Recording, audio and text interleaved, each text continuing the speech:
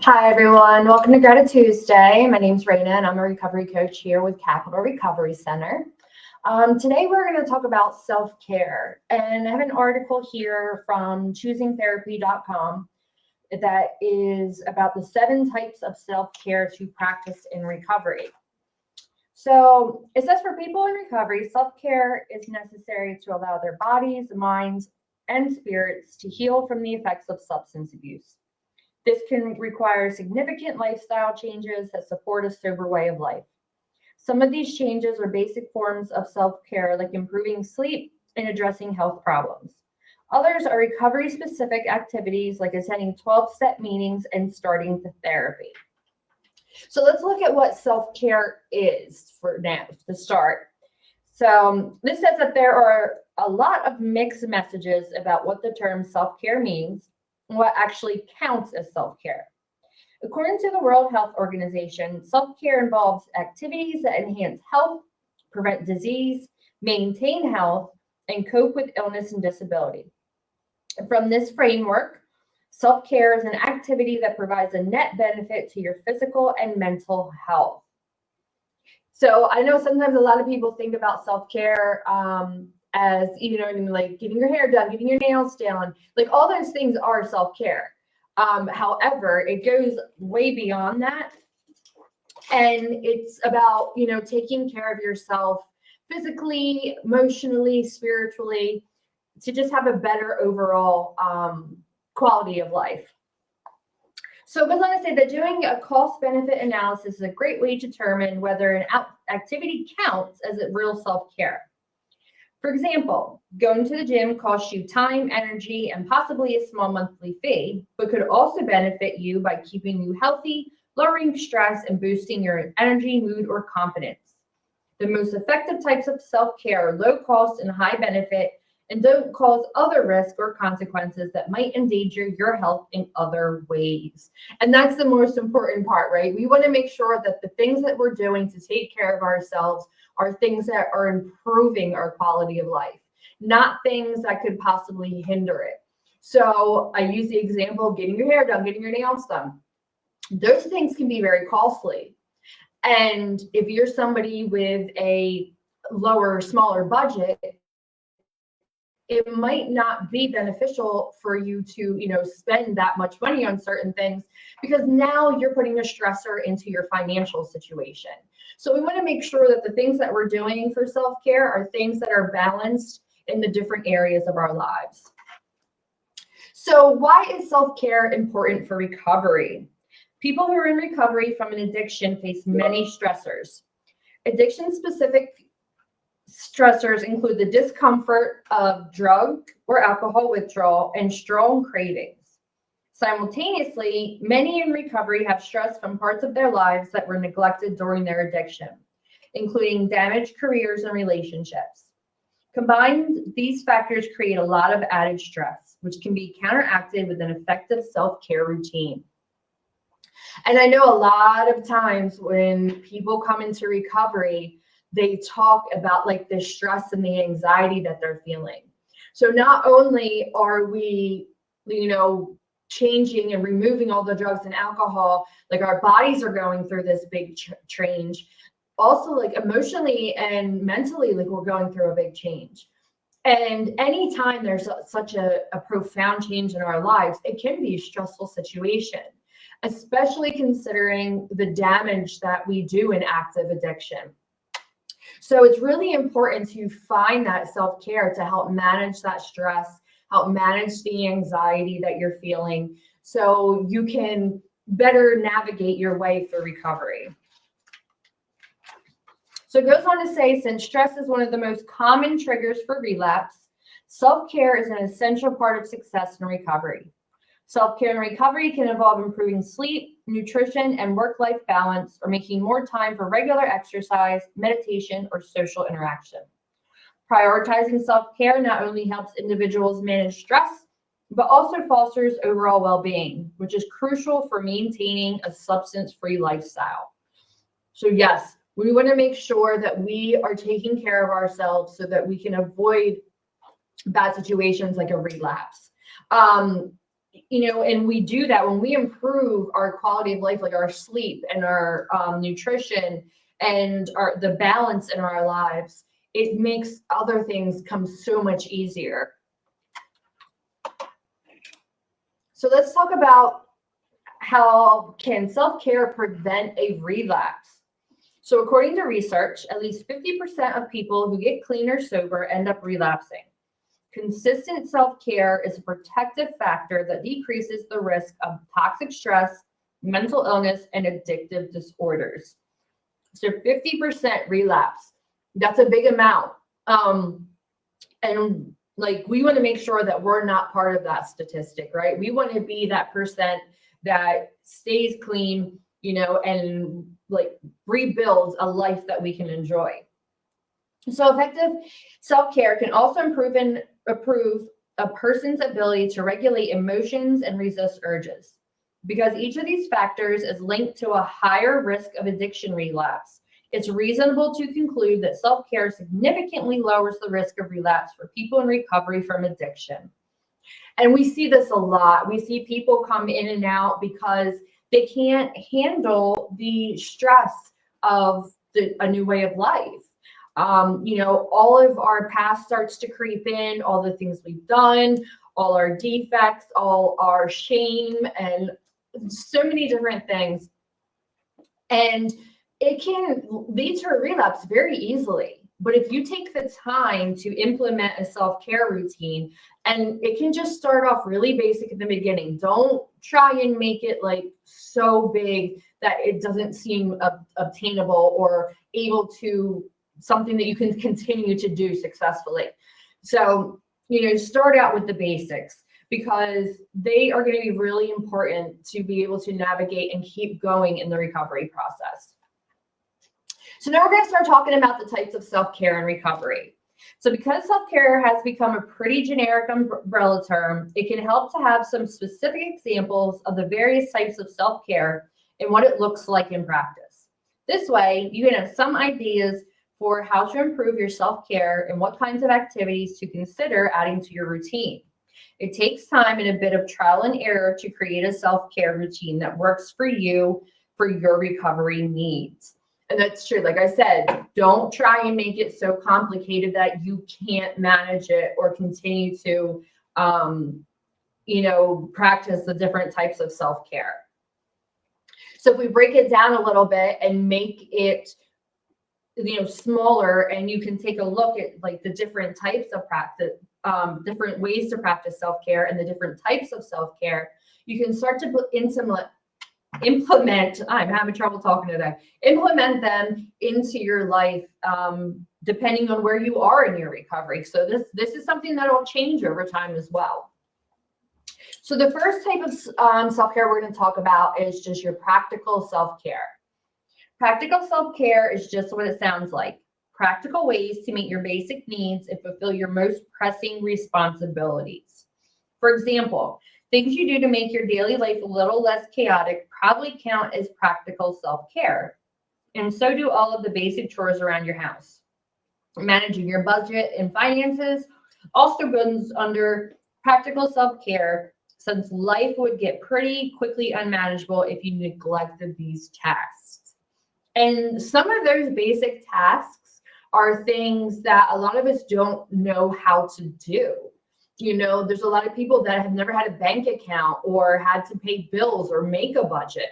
So we have to learn how to do those things in recovery. And they are a means of a practical self-care, because like finances are a big one for a lot of people. So like using that as an example still, if you're over your budget and you can't make your rent, now you're creating stress and anxiety in your life.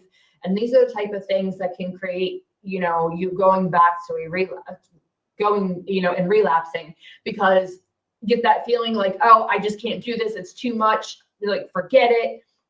So, if you don't know how to do some of these things, ask someone. Like, you can even come in here and talk with us. I used to be in banking. So, if you need to make a budget, I can help you do that.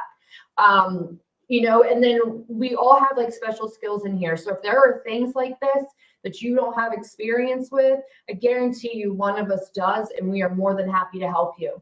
Or if you have, a parent or a partner or somebody who does have experience with them, let them guide you, let them show you the way. So here are some examples of practical self-care to try during addiction recovery. The first one is keeping a calendar of scheduled therapy, recovery, and self-help meetings. This is great. My daughter has a dry erase board on her wall and has the months on it, and she fills in there, and it's right there to see. So that helps her keep track of her appointments and her bills and everything else. So a calendar is a great idea. I keep one on my phone. So every day when I open up my phone, my calendar's on that front page so I can see what I'm doing for the week or the day or whatever it may be. So however that might work for you, if you want to write it down in an actual, schedule, you can grab one of them at the dollar store and do it that way. You can do it like my daughter does, a calendar on the wall, on your phone, whatever works for you. Having a calendar to keep you grounded in those different activities is such a great idea. So clean up your space and throwing away drugs, alcohol, and paraphernalia. This is huge. Was actually in a meeting not long ago, and a woman shared about how here almost a year later of being clean, she was going through her car and found paraphernalia. And it's very triggering. And despite having a year clean, it was something that she, struggled with. So we want to make sure that we are getting rid of all of those temptations in our life. So making a weekly list of specific errands, tasks, and chores you have to get done. Again, the same as keeping the calendar of your appointments. Add those things to that calendar to keep you on track. Each week, making a goal to begin addressing one neglected area of life. Could be unpaid debts or bills, tidying a messy house, getting insurance quotes, example. And I like this because it's not like, okay, here's everything I need to do. That's overwhelming. That can cause stress. We want to just focus on one thing a week. You know what I mean? It doesn't have to be anything big. It can be as small as, tidying up your house. Because when your environment's clean, it's easier for you to feel comfortable in your surroundings. And then checking your accounts throughout the week to monitor your spending. That's a good one too. And, when I was in school, like they taught you how to keep a checkbook and that sort of thing. And I know like a lot of people don't know how to do that. They've either never had an account or they were never taught. And we have like banking apps on our phones, so we can go in and check it on a daily basis to see, certain bills have been paid and that type of thing. So it's good to have these things that are tangible to help you move forward with creating like this practical self-care. So the next one is physical self-care. Physical self-care involves all of the healthy choices and routines that keep you physically strong and healthy. This includes your diet, sleep, and exercise habits, as well as anything you need to do to manage chronic illnesses, injuries, or infections. Physical self-care also involves choices and routines that help your body feel and function better, like stretching, trying to be less sedentary, or blocking out blue light to improve your sleep. This is one I'm very guilty of. I already have trouble sleeping, and I usually am on my phone, waiting to fall asleep, which is not a good thing to do. It's definitely not helping me any. And it's a habit that I have to learn to break. So, and that would be a form of self-care for me that I need to work on more. And, if you do have an illness or injuries or anything from active addiction, it's very important to get those things taken care of, to follow up with doctors if you're having any issue. A lot of people, like the dentist is one of the big things, like let's get our, teeth fixed or, whatever the case may be. But all these things are going to help you physically take better care of yourself. So some examples of physical self-care are making an appointment with a doctor or medical professional to consult about the safest way to detox from a substance. That's very important. It's not something that we recommend doing on your own. There could be health complications, and, depending on what you're detoxing from, there's the risk of death. So you want to make sure that you are going to a facility or working with a doctor for medication assisted therapy, because you don't want to do this on your own and end up, causing more issues. So take time off work if necessary to seek treatment or medical stabilization during the detox and withdrawal process. And most places now are very accommodating if you're having a substance abuse issue. There are laws in place to help you not lose your job, so you can take that leave and take care of yourself so you can come back and work in a better environment. So keeping a written log of physical withdrawal symptoms to discuss with your treatment providers at scheduled follow-up appointments. And then drinking more water and eating cleaner, unprocessed foods to help detox. Water is really important. You want to keep hydrated, and not just in the detox process, just in general. It's really important to make sure that you are hydrated and that you are eating healthy. And then taking any prescribed addiction medication and consulting closely with your prescriber before changing or stopping your medicine. Don't just stop out of the blue. You could have, long-term consequences to that.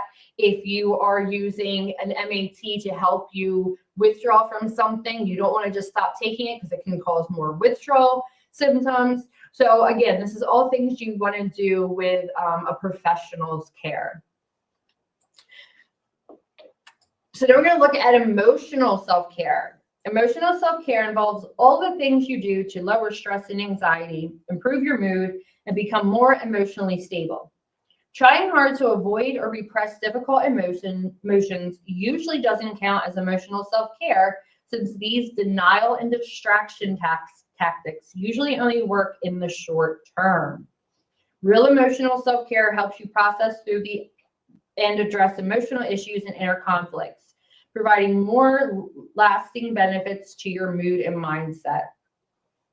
Avoiding certain situations or emotions is just going to make things harder in the long run. We want to learn how to, take care of these things that we're struggling with, and finding healthy coping mechanisms and ways to work through them instead of pushing them down. Because you push them down and eventually that top's going to come off and it's just not going to be good. So we want to make sure that we are addressing all areas of our lives, including those emotions that we're not used to feeling. And it can be uncomfortable, but that's okay. Like, that uncomfortability is all part of growing and learning how to address these things. So some emotions of self-care during recovery are using mindfulness to practice observing negative thoughts without getting overly involved in them. So we're going to have negative thoughts. We're going to have stressors and all these different things. It's about learning how to, feel them, but not sit in them. And tracking your mood and emotions with a daily log or app. Practicing urge surfing to track urges and cravings without acting on them. So, just making a note if something is a trigger for you and you come across that, write it down. So the next time that it happens, you have some sort of a reference to go back to say, okay, I've done this, I've been through this before. This is how I handled it. Let me see if I can handle it better this time. Attending group therapy sessions or online support groups, such as We Connect Recovery, to learn new ways to cope with stress and difficult emotions. So this is really great too. You can do 12-step meetings. You can do different types of group therapy, because having other people that are dealing with the same issues as you are is really a great support system. Practicing self-compassion by talking to yourself in a kinder way and interrupting self-critical thoughts that make you feel bad about yourself. Positive self-talk is really great, and I've said this before. I have a friend who has little sticky notes, and in the morning she reads those sticky notes to get her mind in a positive place. And journaling about recovery and how an addiction-free life benefits you. journaling is a great thing to do. We talk about that a lot, whether it's a gratitude journal or just generalized journaling, anything that just so you can get some thoughts out and process different things that you're going through. Then we have mental self-care. While some people lump emotional and mental self-care together, they could be understood as slightly different types of self-care. While emotional self-care helps you process and deal with your feelings, mental self-care focuses on stimulating your mind in ways that promote learning and growth. This includes things you do to keep your mind sharp, reduce brain fog, and expand your knowledge, skills, or perspective on things. So some types of mental self-care to try during recovery are listening to a recovery podcast that broadens your perspective or understanding of your addiction, triggers, and patterns. And like, that's great. You guys can come on Facebook, YouTube, and, you know, listen to any of our past meetings that we do on here. We play different podcasts in our living room, and like things will catch my ear every once in a while, and I'm like, oh, that's a really neat way to look at that. Or, you know, there's so many different things out there that we can do to help us expand our perspective and understanding of the recovery process. So you can attend workshops, lectures, or seminars to learn more about the way addiction affects your brain and how to promote healing. And that's something that we do on a regular basis, being a recovery coach. Like, you have to be certified. And when you recertify, you have to have education throughout those couple of years to recertify, because there's always new things coming out. So we want to stay on top of it, discover new ways that we can help people, that we can help ourselves. You can use brain games like puzzles, riddles, or word searches to help you aid your brain's healing process. Practice hyper-focusing on a single task by reducing distractions and setting time for focused blocks of work. This is a good one too. Like, I am guilty of starting one thing and moving on to something else and then never going back, you know. So it's good to like put that focus onto one thing, so that way we can achieve certain tasks. And then subscribing or reading like recovery related articles and getting tips from addiction experts, therapists, or others in recovery. Next, we have spiritual self-care. Spiritual self-care involves any activity that helps you feel more connected to your spiritual beliefs, closer to God or the universe, or nurtures your soul or spirit. For some, spiritual self-care stems from religion and involves traditional forms of worship, prayer, and religious texts and services. For others, spiritual self-care has more to do with nature, how they treat others, and or ways they stand up for what they believe in. And this is a personal choice. There is no right or wrong answer on what you believe or how you find that spirituality. It's going to be a very personalized process. And it's always good to like look at the different things that are out there. There are many, many religions that you might identify with one thing from one thing from another. You may find one that is just so perfect for you. Or like, for me, it's more of like nature and, you know, the way like people treat me and how I treat others and the things in my life that I put that positive energy into. So whatever you choose for your spirituality, it is such a big part of recovery. And I can't stress that enough. All these things are very important, but it's always good to have something greater than us that we can rely on when we are really struggling. So some examples of self-care to try during, spiritual self-care to try during addiction recovery are practicing things like Tai Chi or meditation to feel more connected to the energy and around your body. There are actually a lot of facilities now that are incorporating these types of practices into their treatment plans for their clients. So there's different rehabs that, you know, you can learn how to practice Tai Chi and meditation and all of these other spiritual things, because they're finding that like the impact of them for people in recovery and in people in general is a very profound and helpful thing to have. So make time to volunteer or help people who are earlier in the process of addiction recovery. That's what I do every day. That's what all of us here at Capital Recovery do every day. We help others, and in turn, that helps us. So reading books on spirituality to see if any have ideas or recommendations that resonate with you. And that's what I was talking about before, finding what best suits you. Attending church, temple, or other religious ceremonies to learn, explore, or connect more deeply with your faith. And that's a great idea. I remember, like, we in my family, we were never church going people. And when my daughter was younger, she had a friend that their family was very involved in the church. And she asked if she could go. She wanted to know what it was all about, and see why their family enjoyed it so much. And she did. She went with her every Sunday for quite a while and really enjoyed the time and learning the different aspects of things. So repeating prayers or recovery mantras each morning or throughout your day to help you stay focused on recovery goals. And we know the classic serenity prayer that we all practice when things are getting a little bit out of control. But these could be many different things, and it's whatever is going to help you stay grounded.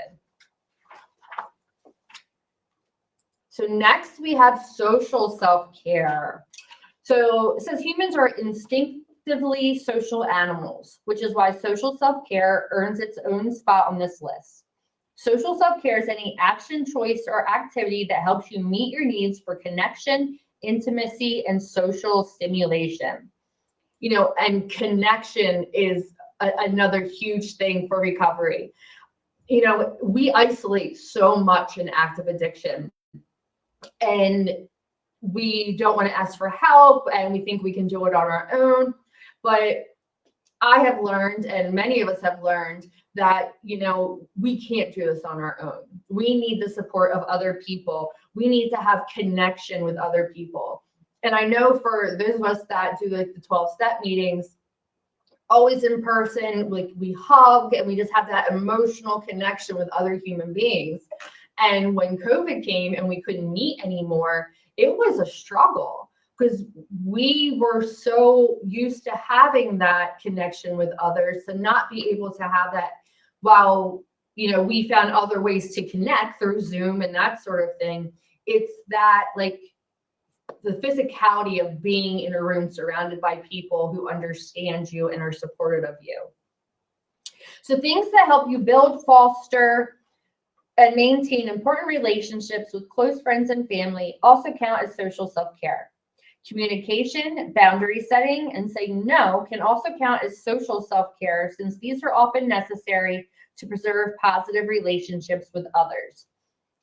Boundaries, communication, two very important things to learn in recovery, because most of us with boundaries, we had very little boundaries when we were in active addiction.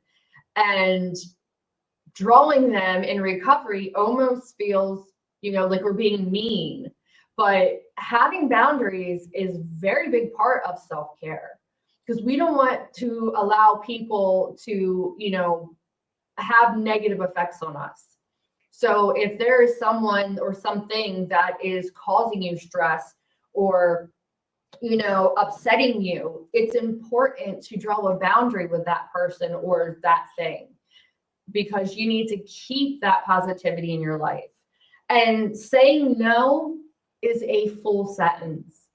If there is something that you do not want to do, that you are not comfortable with, that you are concerned could jeopardize your recovery, all you have to say is no. You don't need to give an explanation.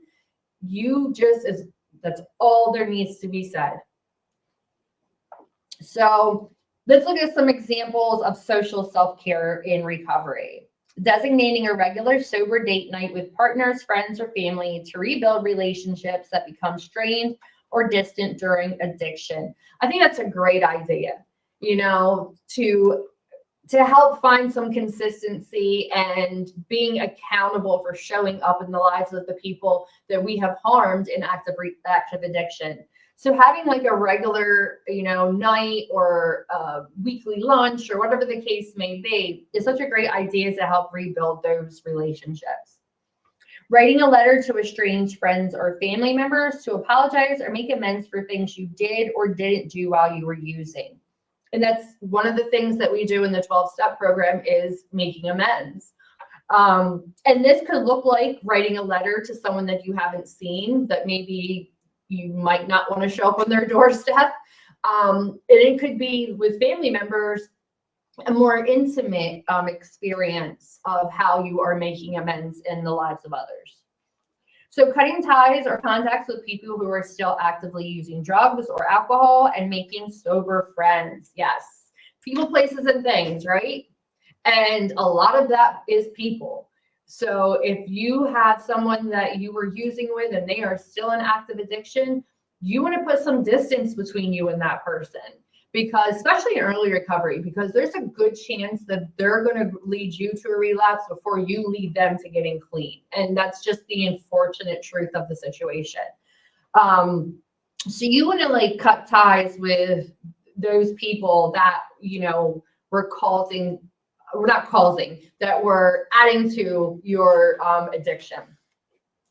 Attending regular 12-step or recovery meetings to connect with other people who are in recovery for more social support. This is a great way of creating a sober community. The 12-step fellowship is it's a worldwide family of people in recovery. And whether that family for you is a very small one with a close group of people, or if it's spread out and if there's a bigger network of those that you can reach out to, all of that is very important. And then leaving the house more often to avoid long stretches of social isolation. Isolation is such a a temptation just to go back. You know what I mean? Like the more we self-isolate, the more that we withdraw from the world around us, the bigger the chance that we are going to go back to using, because we're not around people that hold us accountable or give us support in recovery. So you want to make that effort to get out and do things in life with others. And then the last one we're going to talk about is professional self-care. Professional self-care involves all the ways you make your career, job, or work life more rewarding and fulfilling, as well as things you do to mitigate work-related stress. For example, addressing workplace conflicts or advocating for policy changes that would make your job less stressful all count as professional self-care. Setting better boundaries at work and aiming for a better work-life balance are also important forms of professional self-care. And, when I think of professional self-care, this isn't where you get to go into your job and say, I'm not doing this, this, and this because it's stressful. Like, you probably won't keep your job. This is more about if there is a specific thing that you feel is, causing stressors in your life, in your job, to go and have a conversation with your supervisor and just explaining to them what your situation is, what you're going through, why this is difficult for you, or why this is, causing you stress at your job. And having that communication, it opens the door up to finding new ways of doing things and possibly creating policy change, because there may be other people that are struggling with those things as well. So you have to be very careful about how you approach this. You don't want to just go in and demand things from your job. You want to have a conversation and explain. So here are some examples of professional self-care. Considering taking FMLA or paid time off from work to complete an inpatient rehab, drug detox, or an intensive outpatient addiction treatment program. And again, this is something that jobs are going to be okay with, and they will hold your position so that you can go and do these things to improve your life. So seeking help from a service that helps people in recovery with criminal records, find jobs, or receive additional vocational training or support. There are a lot of programs out there for this type of thing. They do warrant recalls. So if you have like an active warrant and they have one of the events, you could get that warrant recalled so you don't have the fear of being arrested when you walk out of your job. They have so many different training opportunities and like jobs that you're able to use depending on what your criminal history is, or ways to help clean up that criminal history to find a better job. And we have plenty of things here as well. You can come in, we can help you make a resume. We have job postings. We can help you set up Indeed or anything else that can help you find employment or, keep employment or grow in your employment. So setting better boundaries at work to reduce work-related stress, like not checking work emails after hours, taking regular breaks, and not taking on extra work. So I have found that a lot of people will go home and continue to work. And I can say that in my past that this is something I did, especially when I was working as a hairdresser all the time. I would work at the salon all week, and then I would have people that wanted to come to my house. So I would have people come to my house and I'd do their hair in my home, or I would go to their home and do their hair. So any of my free time that was supposed to be for me, my family, I was out still doing my job when I'm not at work. And stuff like this can cause a great amount of stress, not on just yourself, but on your loved ones. So if you are somebody who's coming home and you're continuing to work while your family's sitting at the table trying to have dinner, you're causing that disconnect in your family life as well. The next one is requesting that your treatment provider complete ADA paperwork for any accommodations you need at school or work. And then the last one is talking one-on-one with your supervisor to make a plan to return to work gradually if you had to take time off in early recovery. And this is something that I did. I went to, my boss at the salon and I explained, like, I have to go get help. And once I come home, once I complete my rehab, I will come home. I will let you know. I will check in with you. And that's what I did. They were very understanding. They just wanted to see me get better. And when I came home, I said, I need some time. I'm going to do an outpatient program. And as that progresses, I will keep you in the loop and let you know as I get closer to feeling like I'm ready to come back and work. And I kept that communication with them, which again, that goes a long way in any relationship in recovery, whether it's an employer or your family or a loved one or a child, whatever the case may be. Having an open line of communication is very important. So as I got to the point where I was ready to come back to work, I let them know. They were supportive of it. They welcomed me back. And you'll find a lot of times, like if in your work, if you're someone who's been at a job for a while, again, they just want to see you do better. So it's very important to start practicing self-care immediately in your recovery. And even just going and getting the help, going to detox, going to an outpatient, getting on maintenance, that's a form of self-care in itself. You are making the steps to improve your life and find a better way. And if there's anything that we can do here at Capital Recovery to help you in that process, please give us a call, come into the center. We will be there to help you in any way that we can to make your life a little bit easier and find that better way of life in recovery. So thank you for joining us today, and I will see